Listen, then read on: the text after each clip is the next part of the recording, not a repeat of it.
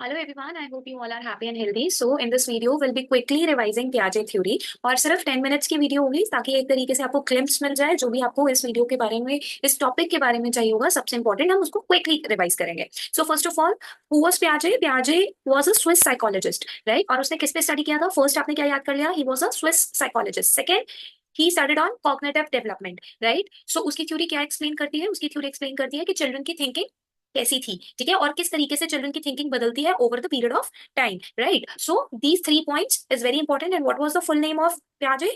Jean Piaget. I hope this much part is clear to you. So let's move to the next part, which is अभी मैंने आपको बताया cognitive stages of development. तो किस तरीके से बच्चे का ब्रेन का डेवलपमेंट होता है. So he has given 4 stages. The first stage is sensory motor stage. यहां से हम क्या समझते हैं? सेंसेस. जो बच्चे के सेंसेस होते हैं बर्थ से लेकर 2 साल तक. तो अब इस स्लाइड में भी हम क्या बनाएंगे? अपने पॉइंट्स बनाएंगे, मेजर पॉइंट्स, राइट?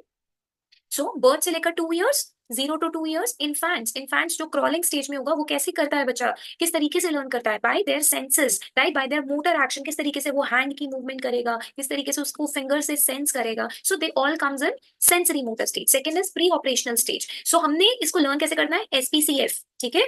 एसपी किसके एसपी है?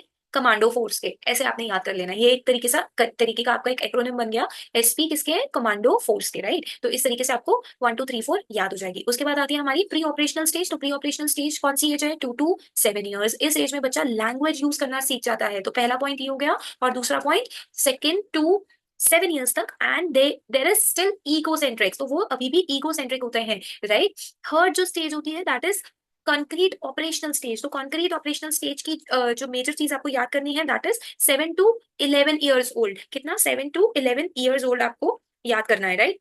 उसके बाद बच्चा यहाँ पर कैसे लॉजिकली सोचता है? मतलब पहले वो लॉजिकली नहीं सोचता था, अब क्या हो रहा है? अब वो लॉजिकली सोचना स्टार्ट कर पा रहा है, राइट?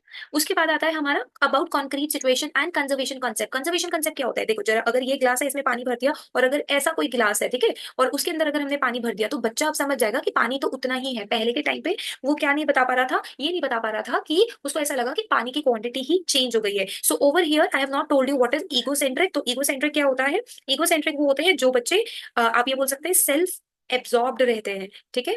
और आप ये बोल सकते हैं दैट फीलिंग्स और उनकी एक्सपीरियंसेस जो रहती हैं वो उस पे ज्यादा फोकस करते हैं, ठीक है. सेल्फ इंटरेस्ट पे ज्यादा फोकस करते हैं, राइट? तो ये याद रखिएगा. उसके बाद आती है हमारी फॉर्मल ऑपरेशन स्टेज. अभी इसको डिटेल में भी करेंगे but this is just a glimpse of it. So formal operational stage में आपने क्या करना है? From 11 years old to onward. जब बच्चा 11 साल से एडोलेसेंट तक, ठीक है, 18 साल तक आप बोल सकते हो, वो एब्स्ट्रैक्ट थिंकिंग आ जाती है उसमें. मतलब हाई लेवल का सोचना शुरू कर देता है. रीजनिंग, वाई, वेयर, व्हाट, ये सब उसको पता लग जाता है, राइट? डिडक्टिव लॉजिक, उल्टा सीधा किसी भी तरीके से आप उसे क्वेश्चन पूछेंगे तो वो बता देगा, ठीक है.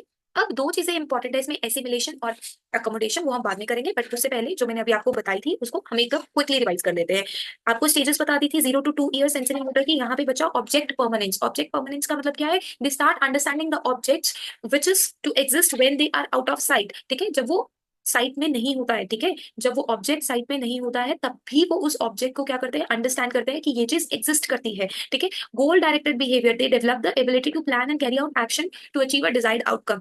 अगर उनको क्या चाहिए, अगर आप बोल रहे हैं एक टॉय चाहिए, तो वो उसको लेने के लिए क्या करेंगे? सारे एक्शंस कर डालेंगे. तो उनका बिहेवियर कैसा होता है? Goal directed. Symbolic thought. तो हर एक ऑब्जेक्ट को वो किसी वर्ड से या फिर किसी जेस्चर से क्या करते हैं? हाव भाव से बताते हैं इस एज के अंदर. उसके बाद आता है प्री ऑपरेशनल. अब ये ईगोसेंट्रिक के अंदर क्या बात हो रही थी कि their difficulty understanding perspective other than own. Self interest, अपने में ही खोए रहते हैं, ठीक है. अगर आप इन बच्चों को देखेंगे तो बच्चे अपने में ही खोए हुए हैं इंस्टेड ऑफ दूसरे के पर्सपेक्टिव नहीं समझ पाते हैं. Animism, human like quality to inanimate object. जैसे डॉल है, तो डॉल क्या है? वो समझेंगे कि ये जो डॉल है ये मेरी फ्रेंड है, राइट? तो इस तरीके से समझेंगे. तो एक नॉन लिविंग को भी लिविंग की तरह सोचते हैं, ठीक है. वो कंजर्वेशन मैंने अभी आपको बता ही दिया था that lacking the ability to understand the quantity. अगर एक गिलास में पानी है और आपने ग्लास चेंज कर दिया, पानी उतना ही रहा, तो वो इस एज में नहीं बता पाएंगे कि conservation the things was totally same but appearance change हो गया ग्लास का, ठीक है. Then comes to concrete operational. Concrete operational में बच्चा लॉजिकली थिंक करना शुरू कर देगा.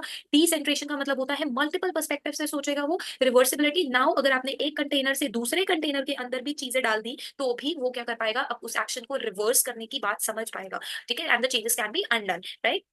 उसके बाद आता है हमारा लास्ट वन, एसपीसीएफ बोला था, SP of commando force, right. So formal operational में एब्स्ट्रैक्ट थिंकिंग करना शुरू कर देगा, ठीक है, what where how every ideas they use it in real life, deductive reasoning, conclusion निकालना शुरू करेगा from general principle, scientific reasoning, right. आपने देखा इस एज के अंदर पेरेंट्स से बच्चे बहुत ज्यादा पूछते हैं कि ऐसा क्यों हुआ, राइट, आपने ऐसा क्यों किया, साइंटिफिक रीजनिंग, उसको टेस्ट करना, उस पर कंक्लूजन निकालना, एविडेंस निकालना इस एज में स्टार्ट कर देगा, which is the age of 11 to 18 years. तो इसके बाद हम फटाफट से क्विकली कर लेते हैं एसिमिलेशन एंड अकोमोडेशन। एसिमिलेशन में क्या होता है कि आपने बोला कि चार लेग्स वाले जितने भी होते हैं वो क्या होते हैं, मैमल्स होते हैं, ठीक है, मैमल्स आपने बता दिए। अब जब उसने न्यू इन्फॉर्मेशन को फिट किया अपनी पुरानी इन्फॉर्मेशन के अंदर, ठीक है, मैंने बोला डॉग भी मैमल है और मैंने बोला कैंगरू भी क्या है, मैमल है, ठीक है, तो जब उसने अपनी प्रीवियस इन्फॉर्मेशन में ही क्या अपनी न्यू इन्फॉर्मेशन को फिट किया, दैट इज एसिमिलेशन। जैसे इस एग्जांपल को देखें, एक चाइल्ड है, might learn about a dog and then उसने कैट देख ली तो कैट को भी वो डॉग बोलने लगा बिकॉज उसके भी सेम फीचर्स होते हैं। बट अकोमोडेशन में क्या होता है, ही मॉडिफाइड द एक्सिस्टिंग स्कीमास। अब क्या हुआ, अब उसे पता लगा कि नहीं नहीं ये कैट,